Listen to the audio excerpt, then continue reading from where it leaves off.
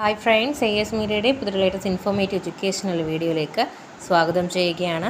കേരള സർവകലാശാലയിൽ 2024 ജൂലൈയിൽ നടത്തുന്ന 4ാം semester MA, MSc, MCom, MSW, MMCJ, MHRM, MTTM എന്നീ ഡിഗ്രി പരീക്ഷകളുടെ വിജ്ഞാപനം പ്രസിദ്ധീകരിച്ചു.